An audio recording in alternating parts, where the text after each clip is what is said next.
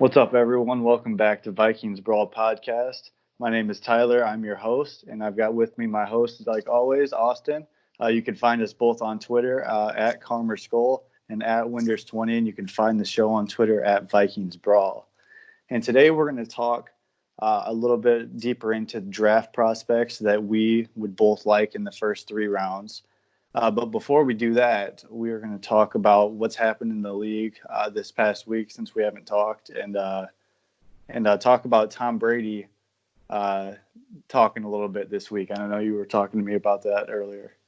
Yeah, I mean, there's been a decent amount of stuff that's happened since we last talked. I mean, we talked the day of the combine. There was a lot of things going on. Us Iowa boys really pumped for Tristan Wirfs. Mm-hmm. He kind of solidified himself as a top 10 prospect or top 10 draft pick. Yeah, absolutely. From what it looks like, and in the past day or two, it almost seems like people have him going top five, basically going right after the main three guys we've been talking about all year. I saw him today get on a mock to the Chargers at 6.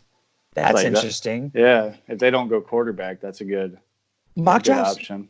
Mock drafts are always hard for me. It seemed like when looking at them and even hearing other people talk about their mock draft, just because there's no trades. You know what I mean? Yeah.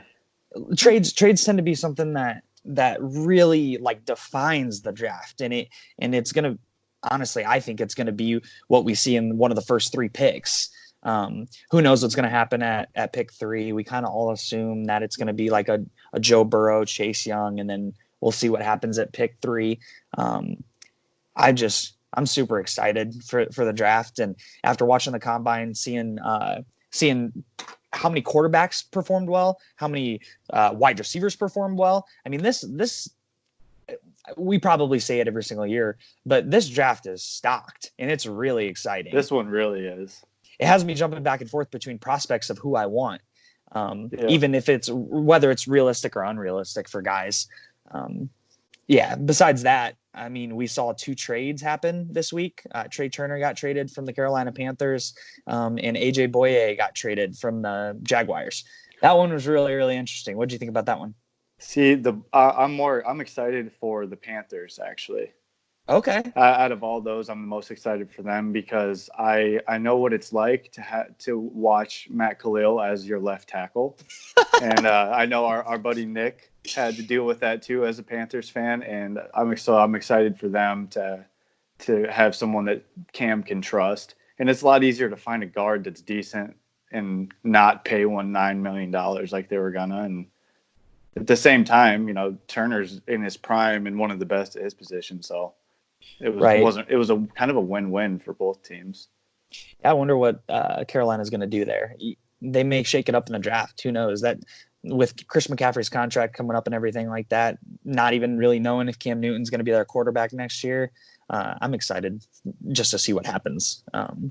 But unlike you, I was really intrigued by the AJ Boye trade, and mainly the only reason I was intrigued with it was because it seemed like everybody else in the world was intrigued with the trade.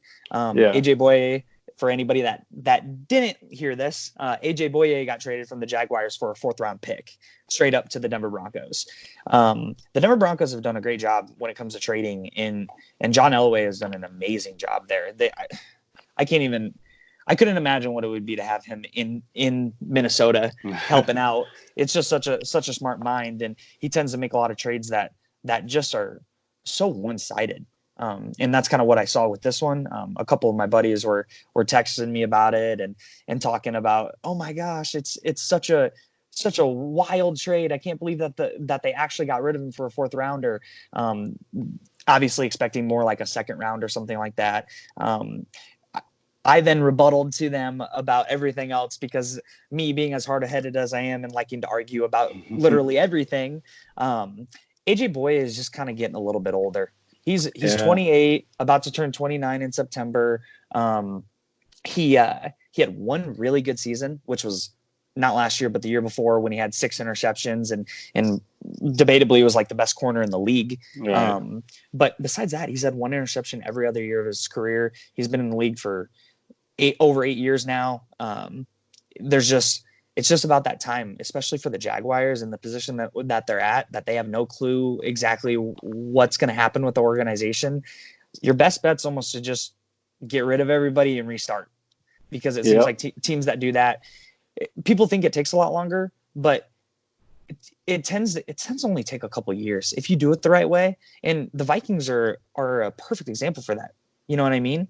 They for years we were very, very mediocre, very, very mediocre, and finally we go and we kind of move on from what we were with Adrian Peterson and everything like that, and kind of just push. And in a couple of years, look at us. We're a contending playoff team every single year, and you know, who knows? Maybe we'll get a Super Bowl soon. But hope so. But see, it feels like the Jags have been tanking for like the past 10 years. The funniest part about that is they're trying, Tyler. They're trying to do well. I know, but they just are bad. And I just don't understand. I don't understand mediocrity. I never have. I understand that it's a business, and I get that teams want to keep generating as much revenue as they can, and a rebuild isn't necessarily the best way to do that. But anytime teams go in rebuilds, years later, people talk about it like that should be what people do. Right. I mean, it makes other people want other fans want their team to do a rebuild. Like exactly. There's Vikings fans that are like, yeah, you know what? People are getting old. It's time to burn it down, and let's tank and trade away our people and get all these picks. And it's kind of just a matter of time before that happens anyways. It's a cycle. We're getting there. And I've kind of learned it, 24 years old. I've been following the Vikings for a little while. You get to a point where you realize you're going to be following that team. Well, hopefully, if you're a true fan, you're going to be following that team for the rest of your life. There's going to be times where you're 0-16. Not really, but 0-16. There's going to be times when you're 16-0. Like, you're going to have your ups and your downs, and you're going to be a fan the whole time. But just being completely mediocre for your whole life has to be the worst of it all. Yeah. See, and I think Spielman and the rest of the staff, they're like kind of recognizes that rebuild is looming, and that's why they're just straight up this year running it back how they did it in 2019, making Kubiak the coordinator, not switching anything for the most part. They think they can just elevate it a little bit and go all in this year with Kirk, and moving like next year, things are going to get interesting depending on how the season goes. I was just about to say, this is that year. Like, next year is going to be the year. It's the make or break year. Like I said, we've been kind of in that. We didn't do a full rebuild, but we kind of did. We changed our team up from what it previously was for a good amount of time, and it's been like a kind of 3-year process here. And we almost, I don't want to say it, but we almost missed out on our opportunity. Minneapolis Miracle, that type of situation, like that was, you were talking about our Panthers fan friend.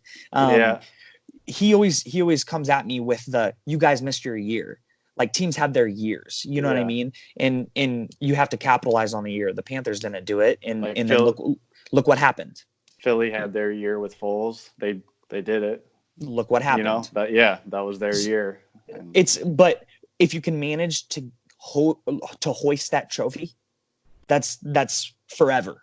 That's a part of your team forever. And not to switch gears from football or anything, but basketball, we saw it happen last year.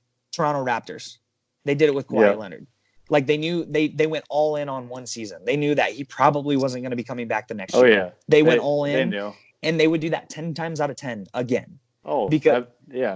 Because there's nothing more than winning a championship. Especially for a team that's never won a championship before, Tyler.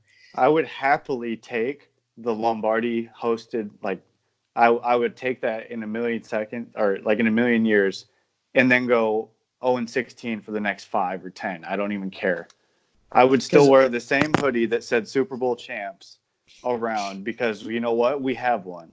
Get that Super Bowl tattoo. I don't even care. Yeah, I'll do it. No. Yeah, I'll say that now. If the Vikings win a Super Bowl, I'll probably get a tattoo of it. And we're both talking about it like that. Not that every team wants to do stuff like that, because it's so, you're risking it. It's a business, like I said. Mm-hmm. They're making money. If you go in full rebuild, you're gonna lose a significant amount of money, viewers, etc. Unless you have a very, very obviously loyal fan base in a sense. Which the Vikings are kind of. I was gonna say, yeah. I'm glad to be a Vikings fan because we tend to have had that type of fan base. Yeah. So, but you were mentioning Tom Brady earlier. I didn't hear what you've heard because I haven't heard anything. So what do you got there? Yeah, sorry, I forgot about that kind of. I just over the past month or two, we've been talking about Tom Brady and where he was going to go and what he's going to do. And he's doing a really good job at just keeping it mellow and not letting anybody know what's going to happen. In my head, I just kind of figured he's going to be a Patriot. For life. And it's not even because of that, because you kind of see less of the whole players sticking to one team in all sports, really, because players want to make money. And this is kind of one of those situations where Tom Brady, I think, wants to make his money. We all talk about how he hasn't gotten paid ever in his career. He's always taken pay cuts. And that's why he's in the position that he was in, because he was able to surround himself with other really good athletes because he was willing to sacrifice something. But it's been very, very much, most people kind of thought, he was going to go back to the Patriots. Maybe he would go to like the Chargers or the Raiders or something like that. But he's a family man. He's got kids. I just don't see him making a huge move. But then the last few days kind of came up. And, he was at a basketball game with Julian Edelman, and they were sitting there, and Julian Edelman was like, he's coming back. And you just see Tom Brady kind of make a face and kind of just shake his head a little bit. I saw that. That's just not what I would have. It was like an awkward expression from Brady. Obviously, you're putting a guy in a situation because, but if he in his head kind of thought he was coming back to the Patriots, he would have been like, oh yeah, But he thought about it for a second, and whenever somebody thinks about something for a second, that's normally hinting towards something. Hesitation. Yeah. And so that was a couple days ago, and then today. Or yesterday, sorry. I heard it today. He was on with Joe Rogan and talking with him. And, Joe Rogan's a huge Las Vegas Raiders fan. And he really wants Tom Brady to go there. So he made his pitch for Tom Brady to come to the Raiders.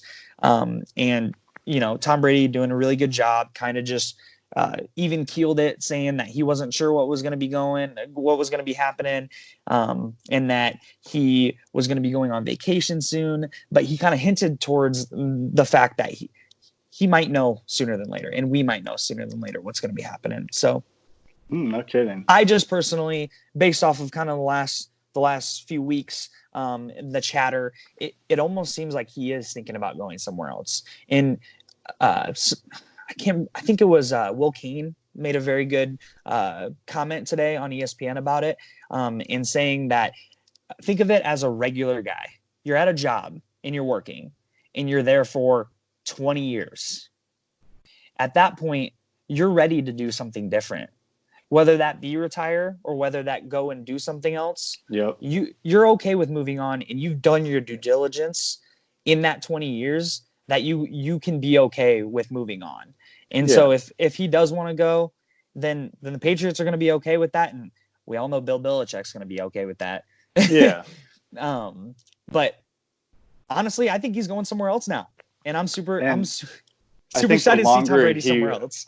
The longer he puts it off, the more likely it is that it's somewhere else. Because, look at Drew Brees this year. It was a week after the Super Bowl, he posted that Instagram post saying he's going to run it back again. Yeah, he knew it.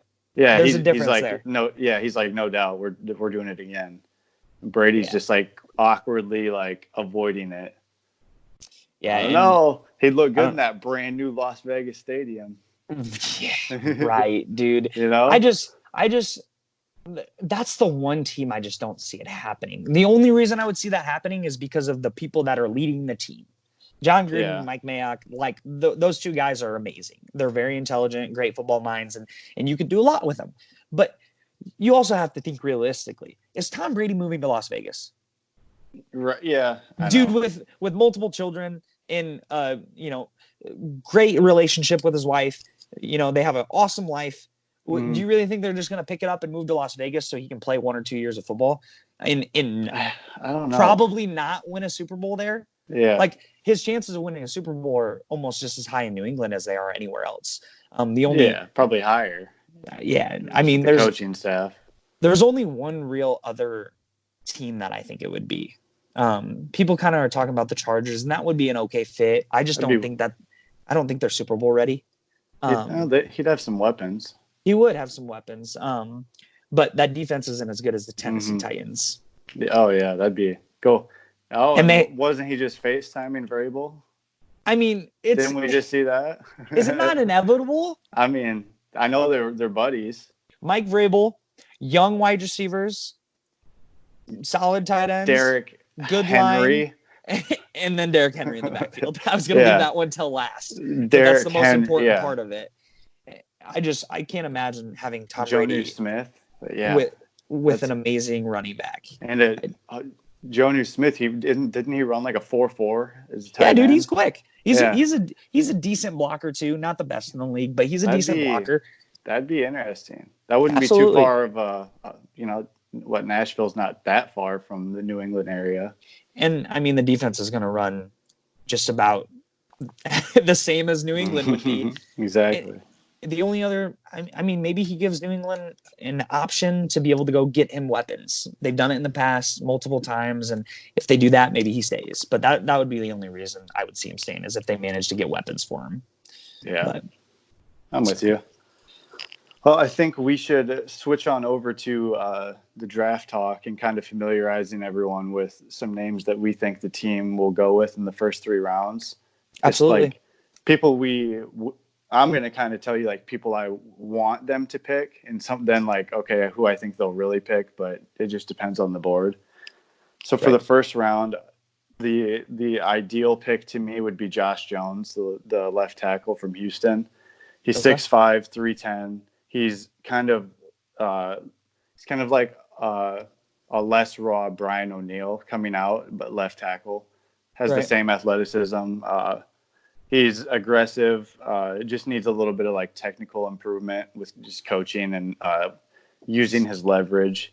And he excels in pass blocking too. He's good with his hands, and then he's used to the zone blocking scheme, so that he'd just step right in. And I'm guessing he'll be there at 25 too, unless there's 7 offensive tackles drafted in the first round, which could happen. But I would only see him going like 2 or 3 picks before us, like in those couple picks right before us, and who knows, maybe we would even trade up to get a guy like that.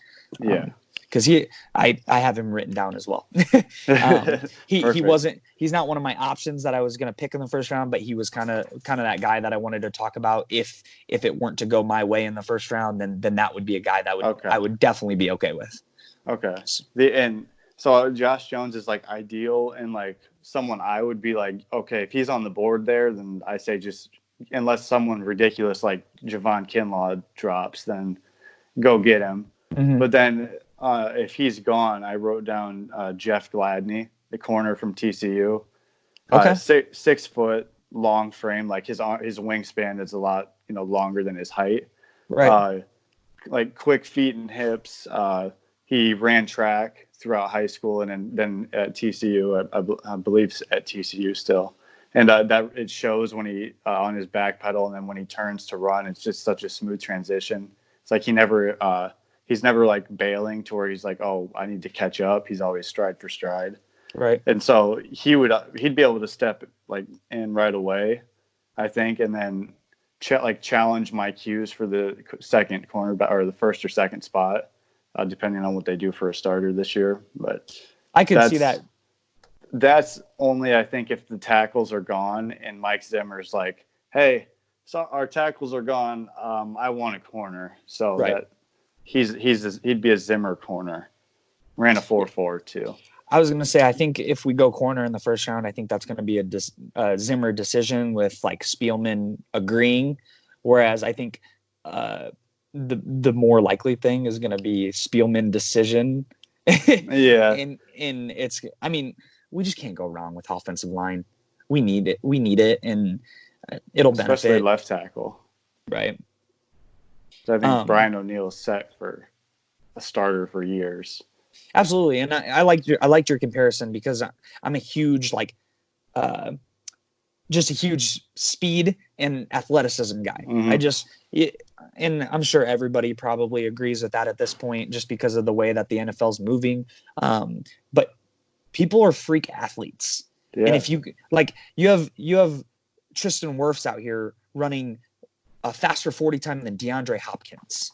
Like that's just absolutely ridiculous. And to be able to make it in the NFL as a less athletic person, it's just hurting you.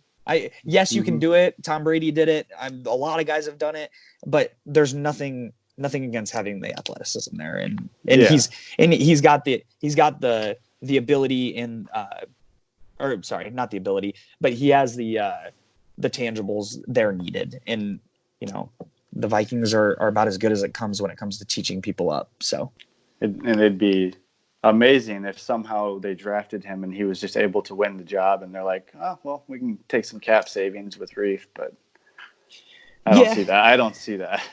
Yeah, I don't see it either. Who'd you go with in the first for your guys? So I went with a very just basic pick, Trevon Diggs. I think a lot of people are mocking him there. Love it. You can't really go wrong with that. Kind of counterintuitive to what I just told you about the whole offensive line thing. You can't go wrong at offensive line. But me personally, I don't think that's our biggest problem. I think a lot of people look at it as our biggest problem because of just issues that we've had and frustrations at certain points in games. But overall, if you look at our performance last year as an offense, you can't. We might have let up a lot of sacks, or we might have had a lot of holding penalties, or whatever. But when you break it down, the offensive line is there to create offense. And when you have one of the best passing offenses in the league and one of the best rushing offenses in the league, your line's not that bad. So is your line not that bad, or is your scheme that good? I mean, you might be right, but the point is that you don't need to go get a lineman if your scheme can make it happen. Don't reach. Absolutely. If Josh Jones is gone, don't reach for someone that you can take in the second. Absolutely. Because that's how you end up with Laquan Treadwell. I was going to say, and that's how it looks with linemen kind of in this draft. If you don't get them very early, there's not a point to get them later. I'd butcher his name, but Prince, I don't even know his last name. You know his name. Onogba. Yeah. Out of Auburn, second round all day. Then Sadiq Charles, the left tackle for LSU, second round all day. Yeah, I don't remember the guy's first name, but his last name's Cleveland. Ezra. He had a great combine, second round. He's athletic, Boise State. He's someone too. There's definitely guys that get later in the draft, and we'll talk about that coming up. But I didn't give you my other option in the first round, because Trevon Diggs would be kind of my cliche pick, because I think he'll work. He's 6'1", 205. So he's solid build, got long arms. He's got good footwork for a big guy. And he's NFL DNA. He's very lengthy. He's just kind of got everything that you want. He played wide receiver in college even. He was in special teams, which is something that we can always use we're kind of getting to that point where we just got to find our guy. Marcus Shields is great when we go and re-sign him every single year, but I want some electric back there. I was going to say he's just very consistent. He gets the job done and he'll get us good enough yards, but we want a McCole Hardman taking one back type of thing. He's not that Trevon Diggs is going to fill in at that position right away, but he's just an option out of the guys that we can draft that would help in the special teams if he could. And besides that, I mean, his only main weaknesses that I've noticed is when he blows coverage, he tends to be like a grabber. That always frustrates me, because that's like the worst penalty in football. Like that's one of the worst things that can happen, is a 40-yard bomb that you could have covered and you managed to give them 40 yards for free. So, and then besides that, the only other thing, he reacts too early, and that kind of is what causes him to get behind. He anticipates. So that's like, I think a plus and negative is he anticipates routes. So Absolutely. Where sometimes it's like, I'll get like Marcus Peters. He'll jump a route and have a pick six, but then he'll jump a route and give up the pass that the back that ran up the sideline past him because he jumped a crossing route. So it's like sometimes it's good, sometimes it's not. But Yeah, and I was just about to say literally the same exact thing. He played wide receiver, so I think he kind of takes that into consideration when he's playing D-back as to what the wide receiver is going to do. And that does help him a little bit. You know what I mean? When you see a certain move or something, you can anticipate what's going to happen after that move. But yeah, so not many weaknesses, and he's got all the tangibles to be a good NFL product. In a lot of people say he could be a starter in 2 years. And I think he could, like you just said, I think he could push Mike Hughes for a starting position this year. So with that being said, I also have another cornerback as an option in the first round. Really? Okay. If you can tell what my game plan is for the year. AJ Terrell, cornerback from Clemson. Yeah, he's a stud. He's kind of been making a name for himself recently. And 6'1", 190, little bit smaller than Trevon Diggs, and that extra 10 pounds is kind of a big deal. I feel like not that big of a deal, especially if you have a chip on your shoulder, but it definitely plays a factor. He had a good combine. I was going to say the nice thing about him is he had a really, really solid combine, because that makes up for him getting absolutely destroyed by LSU. Yeah. That made him look really, really bad. So that dropped his stock a little bit. But then again, when you're going up against one of the more premier offenses in history, in general, no it's hard to be able to take that into consideration. You just got to kind of take it with a grain of salt and move on. And we're seeing good things from him. So that's what I like. He's an amazing man coverage guy. You know how I am. I'm huge on man coverage. Zone's fine if you can make a scheme work. You like the guys that can line up one-on-one and shut down your guy. Lock him down. And Xavier Rhodes. That's why we liked him. That's why we wanted him. I've always been a hard-headed grinder. I like those guys who want to step up. It's the wrestler in you. It's the wrestler. They want to beat you. Like that's AJ Terrell. And that's what's cool. So he's also got really quick feet. Kind of his main weaknesses for me is tackling, which you would say, oh, that's really bad. That sucks. But for us, that's actually honestly an okay thing, because we've had that situation at corner before, and we've turned, I don't know if you saw it at all, but Trey Waynes tend to he had a tough problem in the open field when he first started with the Vikings. Oh, in Michigan State, he was awful. Yeah. So now he's like one of the best. If we can do the same thing with Trey Waynes, or that we did with Trey Waynes with AJ Terrell, I would honestly like him just as much as I would like Trevon Diggs, to be honest. So those are kind of my two guys that I would go with in the first round if I could. I would also be okay with going with a tackle or something like that, if just depending on who were to drop. There's just don't reach for it. I was gonna say it. Yeah. And we've talked about it multiple times. That's what you do with those late round picks, or with the late first round picks. You figure out kind of as the draft goes on what you're gonna do. Those first three picks, they pretty much know what they're doing. They got option 1 or option 2. Yep. We have option 25. Like, we have so many different options that we could go with. Yeah. I'm pumped. And so for the second round, then since I went tackle and corner, I was kind of figuring, what would be another weapon that we could have on the offense. Like that's where I would go. And so I wrote down KJ Hamler, the receiver from Penn State. Okay. He's 5'9", 176. So he's you already know what kind of receiver he is with that frame. Absolutely. He's your, he's not, I won't say Tyreek Hill, he's not that quick, but he's like Mecole Hardman quick. That quick twitch and just can run. I was gonna say he's got the twitch. He's not as fast as Tyreek Hill, but he's just as quick as Tyreek Hill. He's got the twitchiness, and he's on his route running. Then it makes him hard to cover because he's so twitchy and fluid that he wins on the inside routes, outside.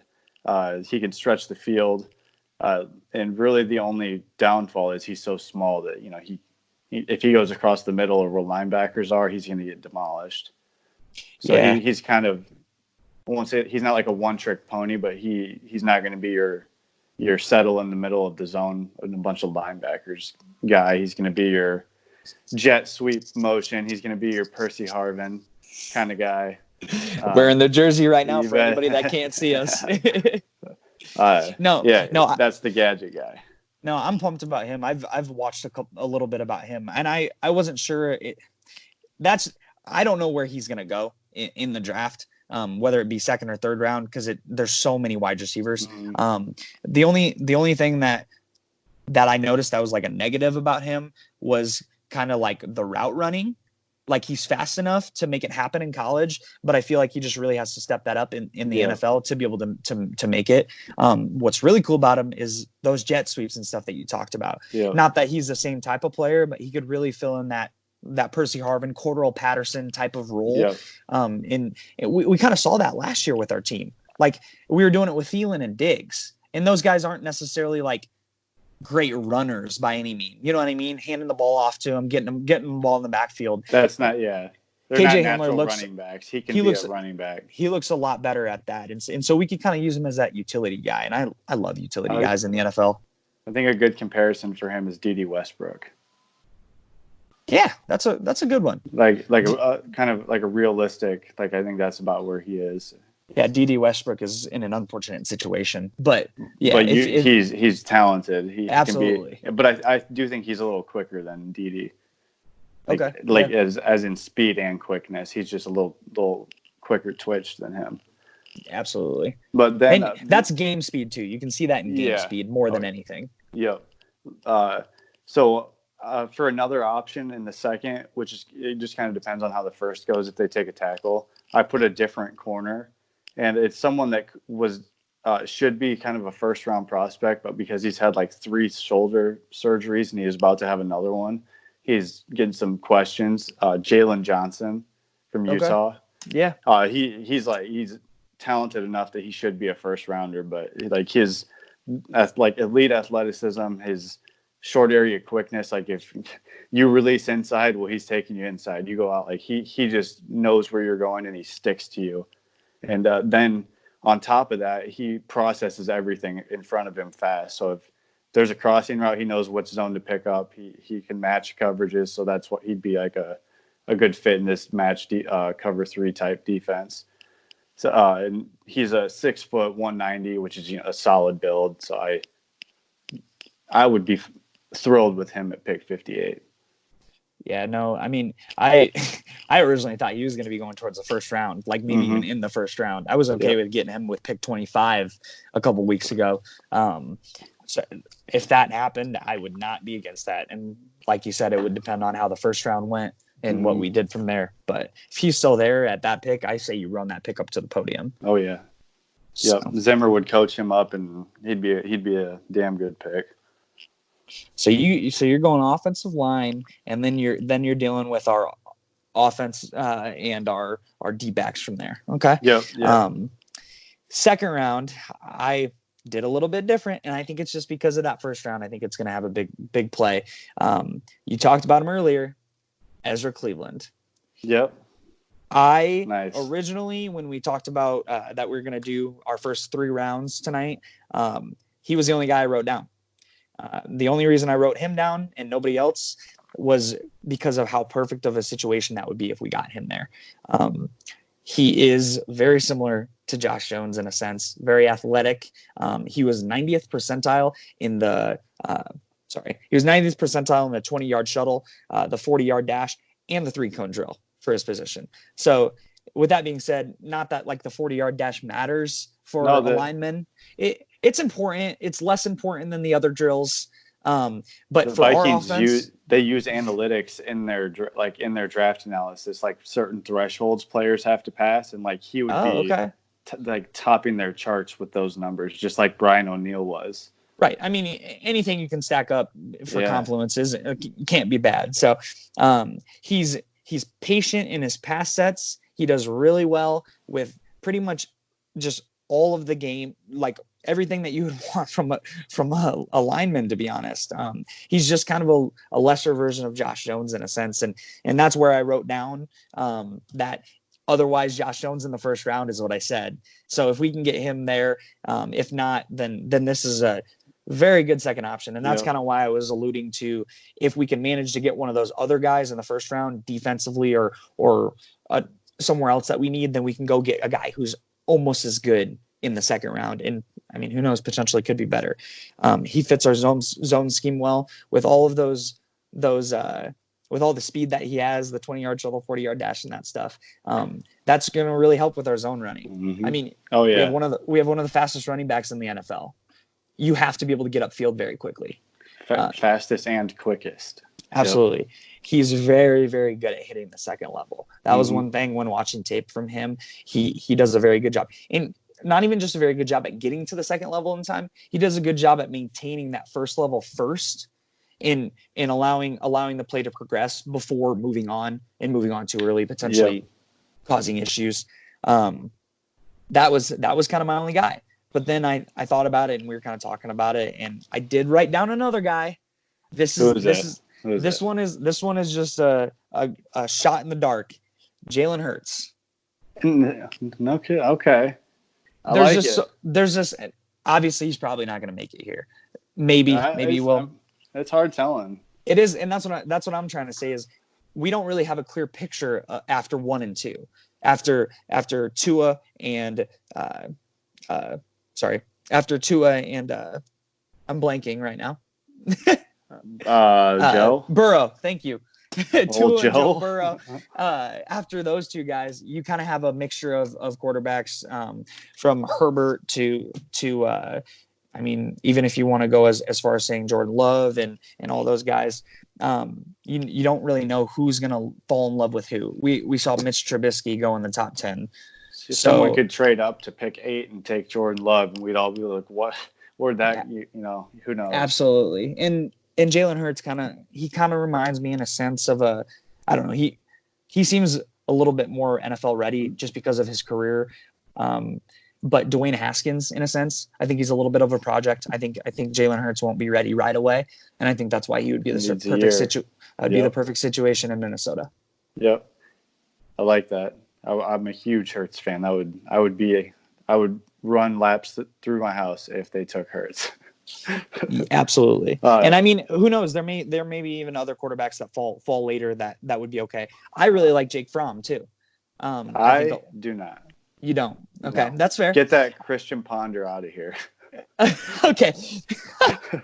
That's a funny comparison. I haven't heard that one yet. So get that out of here. We'll see how that works out. Well, I'm glad you said there's more quarterbacks because in the third, I have a new draft crush. His name is Anthony Gordon. Oh, quarterback, okay. Washington State. You betcha. He is like the ideal. You're off script, climb the pocket, like mobile, get out and make something of a play. Quarterback, like a modern quarterback, modern young quarterback. Mm-hmm. And then he has like, if you're watching his college tape, his arm reminds me of like what's his name in Denver, out of Mizzou. Drew Lock. His big arm. His arm reminds me of his. Like he can just effortlessly. He's not quite. He's not Patty, but he's got a, like, if you're watching Mizzou tape and then Washington State tape of their arms, when they just run and flick it and it just soars, like on deep routes especially, it's always over their shoulder, out in front of them, where the DB can't even touch it because their arm can just get it there precisely. He's got kind of that gunslinger mentality. So you know what comes with that is sometimes he's like, my arm can make any throw, and he tries it and it doesn't work. So either he throws a pick or he just trusts a bad read. And so there's stuff he can work on, but just the give and take you get with the gunslinger. And if he's there in the third, I would be all for him learning under Cousins, however many years that may be, because I think he's going to be one of the better projects with a high ceiling. Yeah, he's definitely a cool option. He's fun to watch. Anyone listening, if you want to have some like a fun 10-minute video, YouTube Anthony Gordon highlights. That's all you need out of Washington State, and you'll see what I'm talking about, and he'll be a draft crush for you too. I was going to say, he might not be the only Washington State guy to come out that people love. So Yep.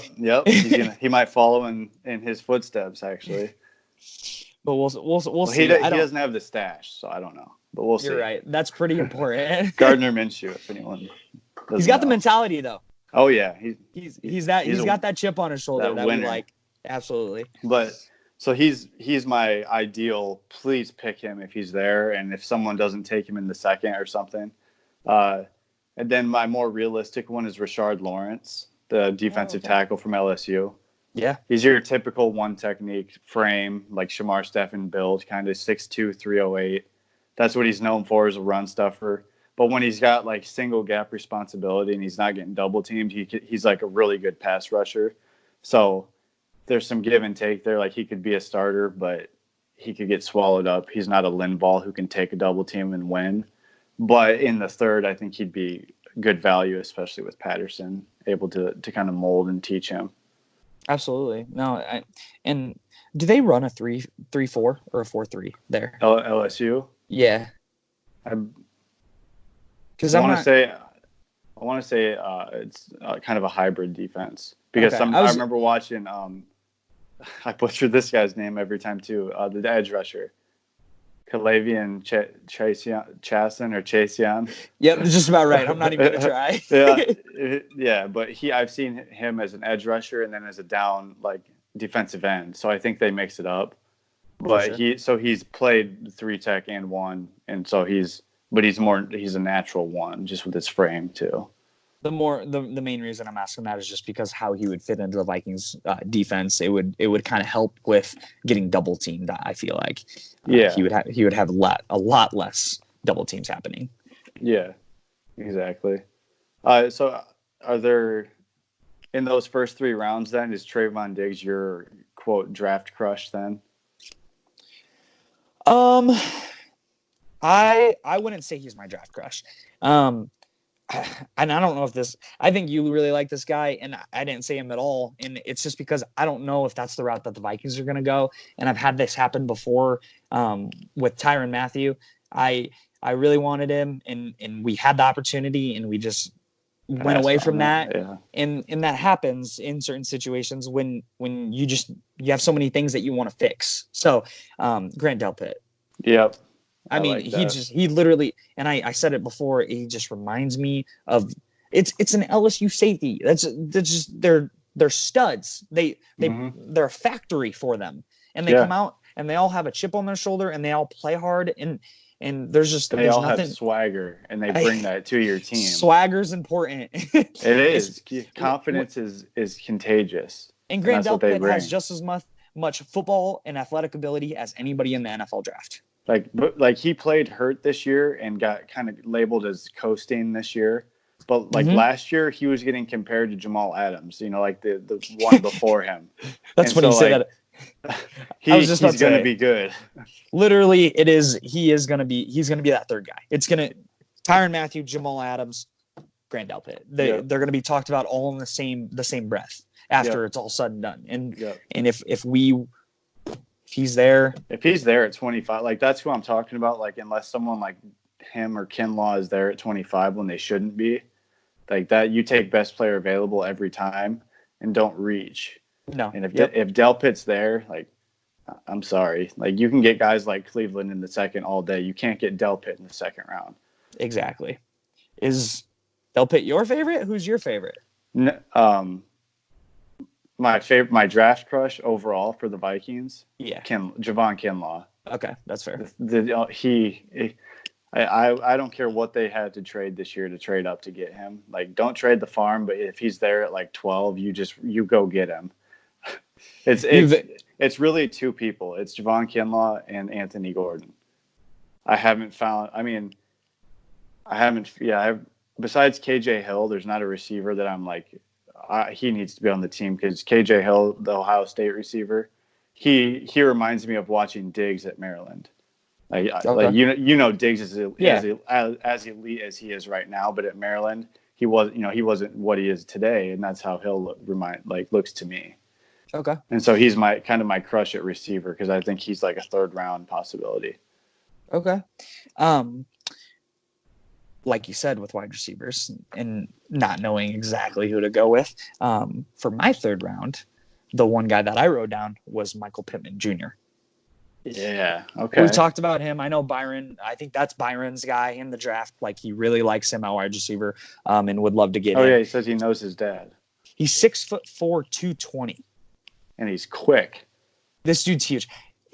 He's quick, yes. I think he's quicker than he should be for his size. For his size, yeah. I think he ran like a 4.52 or something like that. I can give you a comparison that I see with him and see if you agree. Who's that? Kenny Galladay. Okay, that's fair. Like that's his ceiling. I was gonna say Cortland Sutton is kind of my comparison, and those are similar type of wide receivers, guys who are faster than they should be at that size, but they have all that ability to be able to go up and get the ball. And they want to win. They want to pluck the ball out of the air. Like, they want to be the aggressive one. Absolutely, and I mean, USC wide receivers, they're spotty. So yeah. It kind of depends. Juju. He was no. I was gonna say, but besides the latest guy, that's about out it. Of there. Yeah. But I just think he would fit really well in the offense. Opposite of Diggs, you'd leave Thielen in the slot. I think it would work really well. I mean, Thielen's kind of starting to get towards that later part of his age. He obviously hasn't shown like technical signs of slowing down. But when you get hurt and you're that old, it just takes a little while. Question marks start to pop up. So if you leave him in the slot, you leave him out of a couple possessions and stuff like that. Maybe save his health for the future, little by little. So that would be awesome. The only problems that I see with him is he kind of struggles against bigger physical D-backs. It's good though because of that speed that we were talking about. He's able to use that to try and get by them. But the only problem is they tend to meet him at the line, and it kind of takes him a little bit longer to get across the field on crossing routes and things like that. Yeah. We didn't have a ton of time in the backfield last year to be able to get the ball off. So that would be the only thing that I would see as being kind of an issue. But obviously you can work on stuff like that. See that, yeah, and I would love to have Pittman, but like that's why I hope that they go with like a shorter, quick twitch, fast receiver, so they can incorporate like jet sweeps and stuff like that. Right, and I don't think either way is really right or wrong. Adding more weapons is just beneficial in any sense. Can never have too many. Absolutely not. And then the only other person that I wrote down in the third round, and honestly, like Michael Pittman or like a wide receiver, based off my first two rounds, if I go defense and then line in each of those rounds, I would almost undeniably want a wide receiver. In the third? In the third, yeah. Yeah. I really think that we need to fill There's that enough position. of them. Yeah. Yeah, and regardless of if we're doing it to add a third weapon or a third wide receiver, or if we're doing it to be able to I guess block ourselves from what's going to happen in the near future. Who knows? With obviously Diggs is signed up for a contract and everything like that, but there's just so many rumors. You never know what could happen with that situation. And then Thielen, I mean, he's just getting older, so you never know what can happen with that situation. Mm-hmm. So whether it be just drafting him to be able to get him to fill in that third spot, or drafting him for future, I think that would be beneficial. But Logan Stenberg, I think is how you say his name. He's my other option. Lineman. He's 6'6", 317 pounds. Really tall, but undersized. Kentucky. Yeah. Sorry. Yeah. I believe he went to high school in like Bama. So he went to Kentucky over Bama. He obviously, like I said, he's just a little bit undersized, but he makes up for that with his smarts. He's really intelligent on field. He's really strong, which is helpful for being how undersized that he is. And then just that chip. He's a dog. Mm-hmm. I really like that. Gotta have that. Kind of seem based off of what I've been paying attention to him as much as you can with every prospect. There's so many of them. He just seems like one of those guys that's kind of had to not fight his whole life, but really had to work kind of his whole life to be where he's at now. But yeah, besides that, with the below average build that he kind of has, he just has potential holds and things like that could happen. So it's a third. I was gonna say it's a 3rd round pick. It's one of those things that you go and you get guys that you think that you can take a couple of their traits and turn them into a really good player. And he seems like a guy that has most of those things covered and just needs to work on a couple things. So that would be my other guy. But like I said, if I go offensive line at some other point earlier in the draft, then that wouldn't be a thing. All right. I'm with you. So those are some people that we think you should be familiar with, and that we hope that they'll draft. So I don't like, this isn't really a prediction or anything. This is more or less us familiarizing each other and you guys with some prospects. And so I think we're going to wrap it up at that. And we are getting some plans together to have some guests on the show over the next couple of weeks. I have a couple familiar names. I've kind of spoiled who they'll be over the past couple episodes. But we're going to get that together, and we will see you guys again next week. Thanks for listening. Thanks, guys. Skull.